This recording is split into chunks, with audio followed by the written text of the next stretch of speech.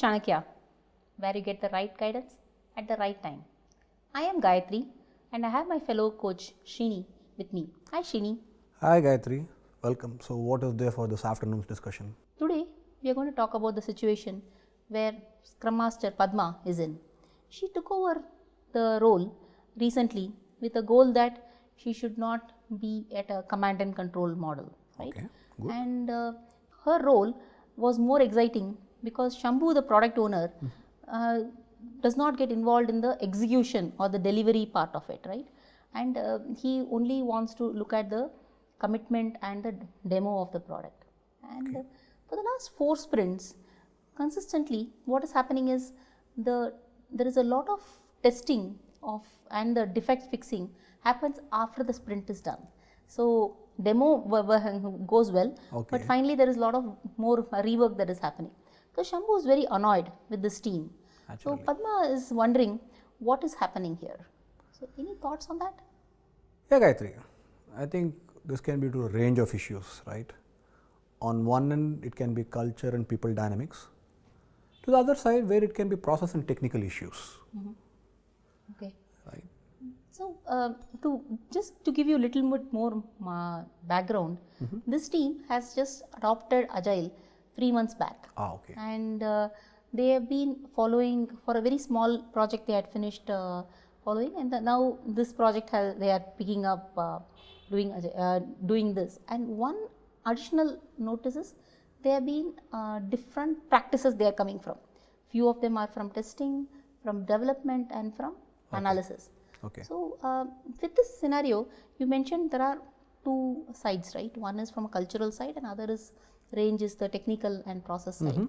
Why don't we talk about technical and process side today? Sure, let's look at it, right, from a technical process perspective. I have run the testing business for a while, right? The most common refrain I get from testers is, Srini, right, testing as a process can only be done after the coding has been done. I mean, we all know that, right? I am not expecting them to test before it. And hence, all the work is backloaded, and consequently, our ability to manage ourselves effectively is by spilling over the testing to the beginning of the next cycle. Okay. Right? Sounds pretty logical. Otherwise, we will have to overstaff ourselves. Oh, come on, Chidi. Overstaffing today, right staffing itself is very hard. Overstaffing is even harder. In fact, what about you? See, my couple of thoughts that I was having is, one is around the preparation. See, moment there is enough preparation could be an area of we need to look at. Another could be the automation. So, what else that we should look at from a recommendation perspective? Yeah. So, I think those 2 are also pretty valid, I think, from a technology process perspective to be done, right. So, let me look at it. The first thing I tell the team is, you are already overstaffed, right. No, but let me come to the more serious stuff, right. On a serious vein, I think 2 things they can consider. One is look at test driven development. Okay. The other one is to actively look at thin slices. Okay. So why would I normally you see test driven development only in the XP world of things, but how will the benefit here in test driven development? Okay. So let's take a step back. What it can do if we take test driven development. I think with test driven development, the first thing is, now the testing guys can actually start creating the test suite right in the beginning, even as the developers start their coding. Right. So which means, instead of thinking everything is backloaded, they also are front loaded. They have work in the front. Right. So they can reduce the work in the rear end. That's the first thing. But I think that is not the biggest value. I think the bigger value comes in the fact, with the help of this test suite, the developers can start actually using them to start testing their code against that. Ah, okay. I see what you're saying. And when they ensure that it passes all the test cases, they can hand it over for a formal testing by the testing guys. Okay, okay.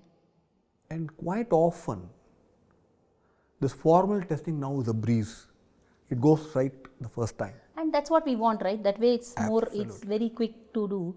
We're saying test driven development will not only make the whole staffing little better. The other part is your entire team is involved in the whole testing end to end and make it faster as well. Okay. So what about thin slicing? You mentioned thin slicing is beneficial. Yeah, thin slicing. Okay, first of all, I should admit, Okay. as a concept, right? When I first got into that, I found it a little hard to actually make it happen. Okay. Yeah, right. It took me a while because I would think like we started off with themes, epics, and came to stories, and what further can you slice? I thought we had already become thin enough. You're not alone. And how do you make it more meaningful at this stage? But I think with good product owners, what I've noticed is if they take a deep breath and go back and look at the stories, I think there is a lot of variants and options available in each of the story. Correct. Right? By carving them out into smaller chunks, right, you can minimize the scope of each story, even as you maintain the overall story content. Okay. When you shrink the size of each story individually, the corresponding amount of code to be developed is also reduced. True. Right? And obviously the testing that goes along with it gets reduced. Which means the pressure on the very last day for testing now can come down significantly. Very true. Actually, that's a very important issue. Right? What about your recommendations, Gayatri? So the first one is the in terms of readiness, right? Preparation. It's easier to say get the definition of ready in place and more information the team has, right, during the backlog refinement for the during the N-1 sprint for the N sprint. Okay. And the entire team should have the shared understanding of what the story is all about. And that way any assumptions, dependencies are in place are getting out of it. Okay. So particularly in large organizations where you have access issues or master data, reference data setup and all of those data setup, if you can identify that and start getting it ready, I think you would face lesser and lesser problem when you start implementing the story, and you'll not do firefighting in the last day of the sprint, right? So basically, you're reducing the cost of delay. Correct. So the cost of delay comes down for the entire one. And the other part is around automation, right? Nothing gets done without automation. With your experience, what do you think about automation? I thought it was your recommendation. Now you are throwing a googly at me. Okay. So, yeah, let me take a stab at it. I think today no discussion on testing goes without automation, right? So, let's not get into that part of it. Let's focus on the two things that you initially mentioned, right? Who and when. Right. Right, because it's about optimizing the people. So the first thing I can look at it is unit testing automation. Unit testing automation, what I have seen is best in value and in timing when it is done in the same sprint as the code is getting developed. Right. Right, you get the maximum return not doing it. And the second thing is it is probably best done by the developer. Makes sense. Right, that's on unit testing. Then if you look at service level testing automation, right, I know it is not there in every project, but of late more and more things are interfacing with everybody, right? It's becoming a way of life. So when it comes to service level test automation, that's a very interesting thing. Developers still seem to hug it with them just like the way they look at unit testing. Correct. It doesn't have to be. Yeah, that's right. So I think there are options here.